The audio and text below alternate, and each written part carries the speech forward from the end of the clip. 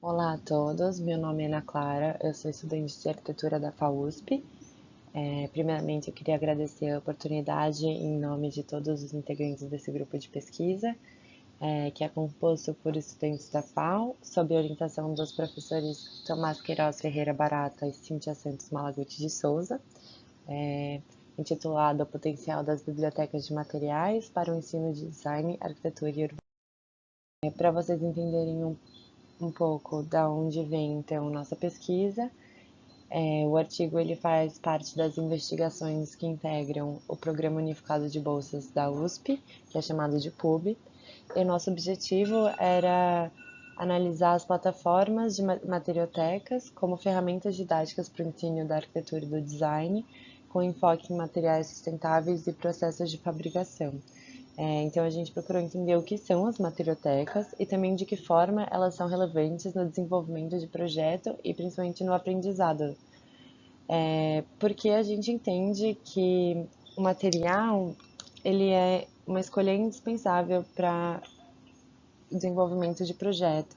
Então, conhecer as virtudes e as suas limitações determina em grande parte a qualidade dos projetos. A gente partiu de uma revisão bibliográfica, em que a gente procurou conceituar as materiotecas, entender o que são essas plataformas de ensino, as terminologias usadas por elas, seus critérios e principalmente também o nível de usabilidade voltada ao ensino. Depois disso, a gente definiu critérios para análise das plataformas de ensino, coletamos, tabulamos os dados e analisamos cada um deles. E depois, então, a gente foi de uma análise geral para uma específica, em que a gente selecionou 7 das 17 materiotecas encontradas, que são aquelas ligadas ao ensino superior, a instituições de ensino superior. Mas acho que vale notar que esse não foi um processo linear, então que houveram várias indas e vindas, é, sempre ajustando e tentando melhorar, arredondar essa metodologia. Sobre a revisão bibliográfica, então, a gente entendeu materioteca como um neologismo que define uma biblioteca físico-digital que contém amostras e informações sobre materiais, o que cria uma visão panorâmica do potencial material, das suas características de uso, enfim, o que é muito benéfico para profissionais ligados à criação, é uma super ajuda, né? Os principais critérios, então, de cada uma dessas plataformas abrangem aspectos técnicos, qualidades físicas, ciclos de vidas, processos produtivos, entre outros, mas dois pontos que eu queria destacar aqui são as características intangíveis, que não são aquelas ligadas ao físico, mas sim à apreciação do usuário, à percepção dele sobre o produto, que é muito relevante no design e na arquitetura, diferentemente de algumas outras áreas do conhecimento, por exemplo. E também a questão da sustentabilidade, que é uma parte principal da nossa pesquisa. Mas a gente percebeu que as plataformas entre si, elas têm uma diversidade muito grande de critérios e de organização que complexifica muito o estudo sobre os materiais. Tanto para a gente que estava lá tentando pesquisar e comparar essas plataformas, quanto para qualquer usuário que está interessado nos materiais em si. Acho que tem um lado positivo, que é a diversidade dessas informações e desses critérios, né? E o negativo seria um pouco da incompatibilidade dessas informações, porque a comparação desses dados é muito imprecisa, muito difícil de se obter. Sobre o que tende, então, ao fazer projetual, acho importante destacar que existem mais de 90 mil diferentes materiais no mercado hoje, e que então a escolha precisa do material é essencial para que o produto final saia de acordo com o planejado. E essa é uma das características mais importantes da usabilidade das materiotecas nesse sentido. Já em relação ao ensino em design e arquitetura, as materiotecas aproximam o estudante do universo dos materiais e da criação através da pesquisa tátil e visual, quando o acervo é físico, mas também das características dos materiais como um todo. Acho que aqui tem uma dessas características presentes nas plataformas que são essenciais para um estudante, por exemplo, a existência de artigos, vídeos e publicações nessas plataformas, a definição das configurações formais dos objetos, dos seus processos produtivos. Principalmente também o manuseio das ferramentas, que existem em algumas plataformas como o Institute of Making, que também tem técnicos disponíveis para tirar dúvidas. Então, todo esse sistema corrobora e auxilia os estudantes no conhecimento de cada material. Aqui estão as plataformas encontradas, então são 17 ao todo, e essas destacadas em azul são aquelas ligadas a instituições de ensino superior, que vão ser detalhadas um pouco mais à frente. Aqui, aqui eu estou apresentando então algumas páginas iniciais das bibliotecas de materiais. Essa daqui é da Universidade Federal de Santa Catarina, que é uma materioteca voltada à sustentabilidade mesmo. A Materialize, que é da Universidade de São Paulo, e um exemplo de uma materioteca internacional, que é a Institute of Making.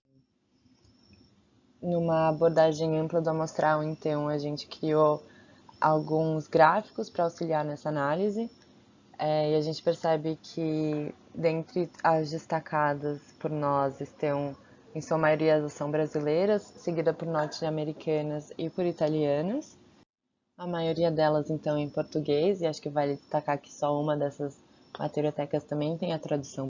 E 3/4 delas são de acesso livre, então qualquer usuário pode entrar nas plataformas e utilizar os dados necessários, enquanto 1/4 é restrito, então ou você tem que pagar algum tipo de taxa ou pelo menos fazer um cadastro. De acordo com os setores de aplicação, então, acho válido destacar que o setor prioritário de aplicação da maioria delas é educacional, mas é seguido também do privado, então a iniciativa privada está muito presente nesse aspecto. Então, a seleção dos materiais corretos para a indústria, por exemplo, é de grande relevância, e isso se expressa nesse gráfico. Agora, partindo para uma abordagem específica do amostral, em que selecionamos as 7 materiotecas ligadas a instituições de ensino, que são essas à direita listadas. A gente descartou 3 delas em vermelho, porque ou elas não se enquadram exatamente no que a gente considera materioteca, ou no caso da materioteca Fivale, ela estava desabilitada. De modo geral, então, os aspectos relevantes encontrados são os usos das fichas técnicas e o uso de artigos complementares, que é um ponto muito positivo em relação ao ensino, mas não está presente em todas as materiotecas. E como aspectos negativos, a falta de atualização contínua e pouca aplicação no meio acadêmico voltado ao ensino. Então, a gente percebe que, embora esse seja um potencial muito forte, a aplicabilidade disso ainda é muito pequena. Aqui eu acho só válido mostrar a comparação entre a quantidade de materiais de cada uma das materiotecas, por exemplo, a Politécnica de Milão, que tem mais de 5.000 materiais fechados, enquanto o Instituto of Making tem só 400. Agora, em relação às considerações finais, um primeiro ponto a ser levantado seria a ausência de homogeneidade entre essas plataformas e uma disparidade entre a quantidade de materiais de cada acervo, principalmente devido às diferentes estruturas dessas plataformas e seus enfoques distintos. Então, enquanto algumas plataformas elas enfocam nos materiais sustentáveis, outras têm por objetivo auxiliar profissionais ligados ao design de moda, algumas são ligadas a instituições de ensino, enquanto outras têm objetivo privado, e por aí vai. E esse é um aspecto de diversidade bastante complexo, que é tanto positivo por causa dessa riqueza de informações, quanto negativo porque essa informação não está sistematizada.